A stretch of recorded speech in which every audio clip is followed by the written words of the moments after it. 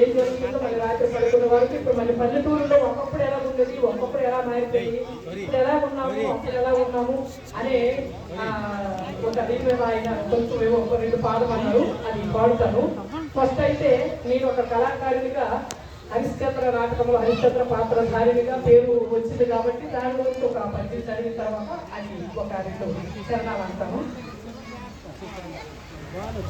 ఇప్పుడు ఎవరికైనా మనకి ఏది శాశ్వతం కాదు, ఏది ఉండిపోదు. ఈ డబ్బు ఉండిపోదు, ఈ ధనము ఉండిపోదు, ఇది ఏది మనకి పూర్తిగా ఉండిపోదు. ఈ పేరు, ఇలాంటి పేరు, కీర్తి ప్రతిష్టలే ఉండిపోతాయి ఎప్పుడైనా సరే. కింకర్ రాజైపోవచ్చు, రాజే కింకర్ అయిపోవచ్చు, కానీ ఈ పేరు అనేది ఎవరికి రాదు కదా, వాళ్ళ వ్యక్తిత్వం బట్టి వాళ్ళ చేసే పనులు బట్టి వస్తుంది. కాబట్టి దానికి సంబంధించినటువంటి పద్యమే ఇది మీకు అందరికీ తెలుసు, కానీ అదే నేను ఇప్పుడు చెప్పబోతున్నాను.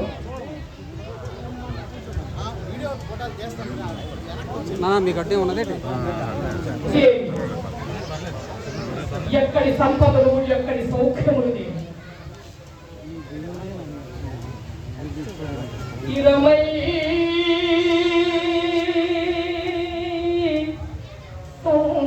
సంపదలల్లా ఎంతనొకరీతి సాగినావు, ఏరికి ఏ సరికి ఏ పాటు విధించెనో అవశ్య ప్రాప్యమో అద్దానిని ఎవ్వరు తప్పించెదరు.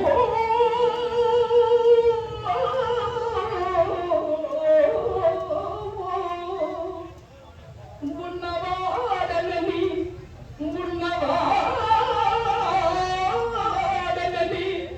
గర్వం వేడికి కాదు, కింకరుడే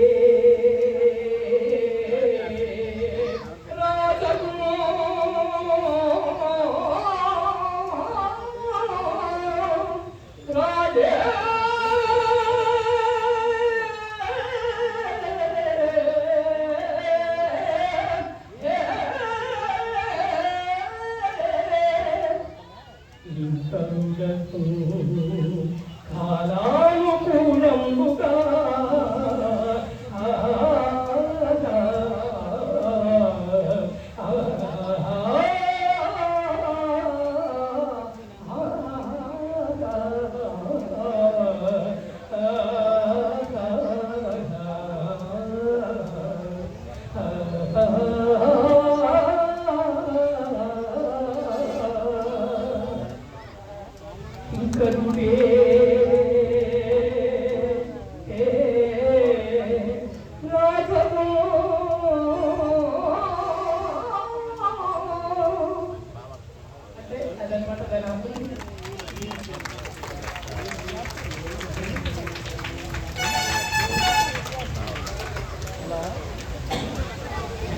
మాస్టర్ అయితే కాశీలో ముదురు తటస్థులో మునిగిపోయిన కృత సమాధి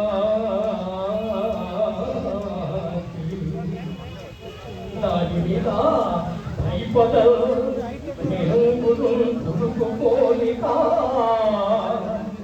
మెరుపు మెరుపు మెరుపంచు వెలుగుతున్నదే ఆదితే ఆరుదములు అయిన సమసిపోవుటనే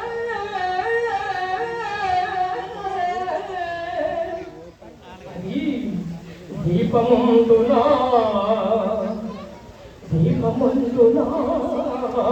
కాదు కాదాలదు, అది హృదయము సుంది